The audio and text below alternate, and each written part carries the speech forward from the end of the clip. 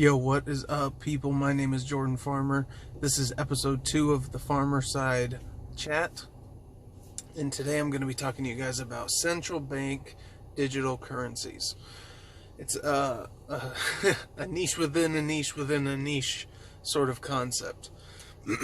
So everyone has heard of Bitcoin and cryptocurrencies, but what they don't know is sort of the underlying principles of those technologies. Bitcoin is decentralized and totally open, meaning anyone can use it, anyone can access it, and as long as you have someone willing to trade with you in Bitcoin, you can be a part of that economy. But it has certain weird drawbacks, actually, that make it not as good as other cryptocurrencies in the private market that currently exist. The main one being all the transactions are publicly available. There are public codes, and then there's like a private code that's your account. The public code that represents your public face and shows your transactions with other people goes onto a public ledger that anyone can see. So if they know or if they can identify anyone in a network, they can start to identify the other people around them in that network making transactions. So it's got a lot of advantages, and it's got some trade backs. Some drawbacks, I mean.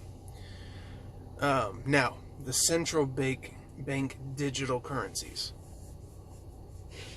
This will sort of be the worst of all worlds. This is basically the model that they seem to be wanting to go after.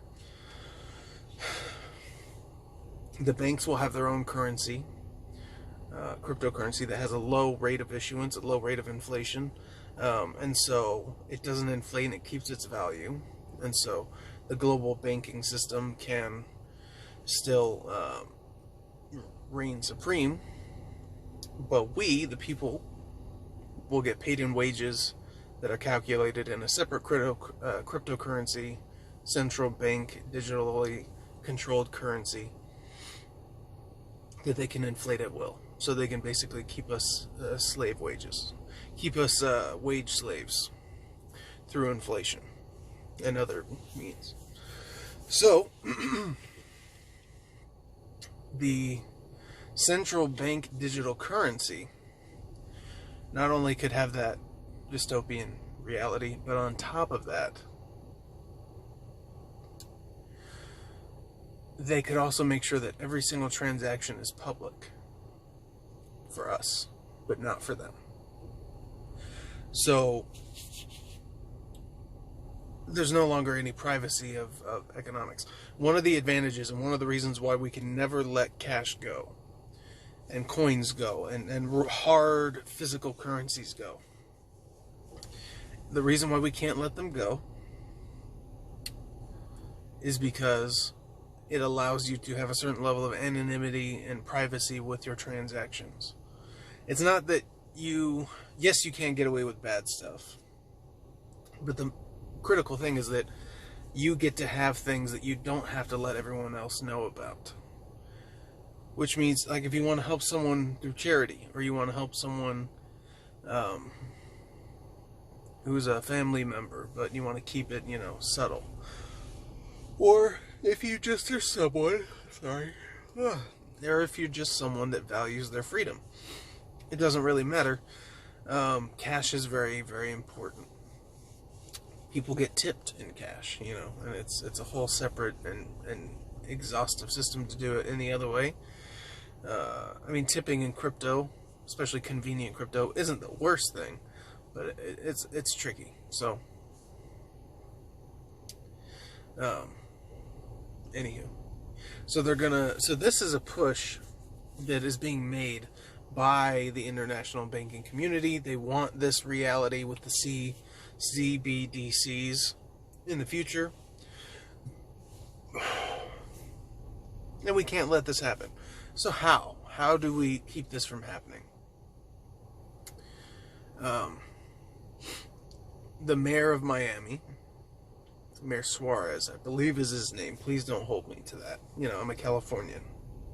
I know California people, and not even that well, honestly. Big state. But anyways, he is a politician, and there are many others mostly Republican and Libertarian, mostly Libertarian, who really value cryptocurrencies in this emerging market. Cryptocurrencies are literally our solution to fiat currencies, and I'm not against fiat currencies still existing, but people need to have freedom of choice, and you shouldn't have to keep your savings in a currency that can be inflated at any given time. And you don't have to right now. You can go to currencies of other countries. These are just currencies without countries. These are currencies without borders and without nations. Cryptocurrency is an amazing innovation, an amazing technology, and we cannot let it die. All this, next level stuff, the smart contracts and all that kind of stuff, like we can't let this stuff die. We can't let it be lost to tyranny. Sorry. Man, I'm tired. China's already banned, types of crypto. Now, you can't really ban crypto. It just goes underground. You can't actually ban it. That's not how it works, but they're going to try to, and they're going to punish people that they catch. So, certain countries are already looking to manipulate and limit access to cryptocurrency. So, we have to make sure that we don't let that happen by supporting and electing people that value freedom, value cryptocurrencies, and the use of those. And if you can integrate the use of cryptocurrencies into the government, meaning the government starts to accept cryptocurrencies for fees at the DMV or whatever it might be, and then what would be really smart would be for the retirement portfolios for certain pension funds should start to diversify into cryptocurrencies every single year. Social Security, I think, we should make a cryptocurrency designed for social security to pay for it in the long term, and that, I think that makes a lot of sense, because you constantly have more money going into it. But then what we would want is for that system built into it to have a way of loaning that money out with a harder currency so it doesn't get inflated, loaning that money out and then earning interest on that value for retirees going forward. That's a much more effective way of actually being able to do this. And if you keep having dollars poured into a cryptocurrency, it's going to massively increase the value of that cryptocurrency, which might be able to help us pay off like all of our unfunded liabilities. So this is, for people that are really deep into the system, they understand that issue. This is the long-term play to actually fix that issue.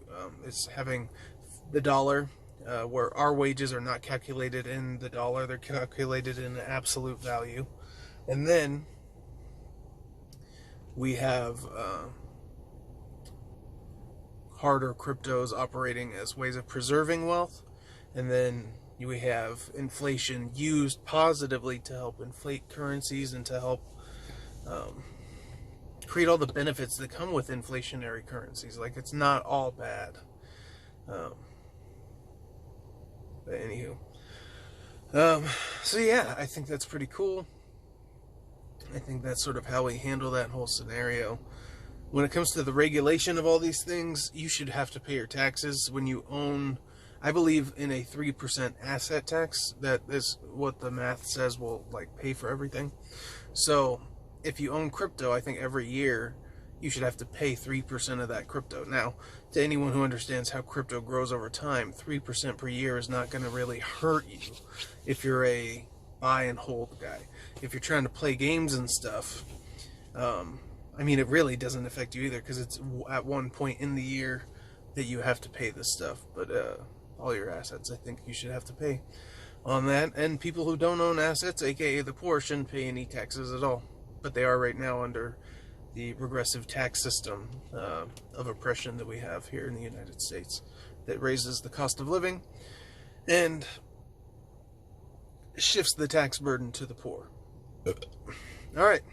Well, we got 20 seconds left, so this has been the Farmerside chat.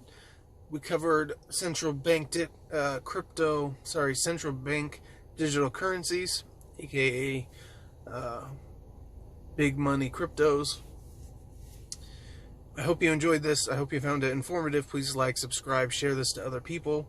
And I hope you have a better understanding of what central bank digital currencies are, the threats that they pose, and how we can sort of help to fight this tyrannical outreach, or this tyrannical overreach that might happen in the innovation in the money industry, but in the innovation of the money industry that's happening right now with crypto. Peace, people. Have a good one. God bless.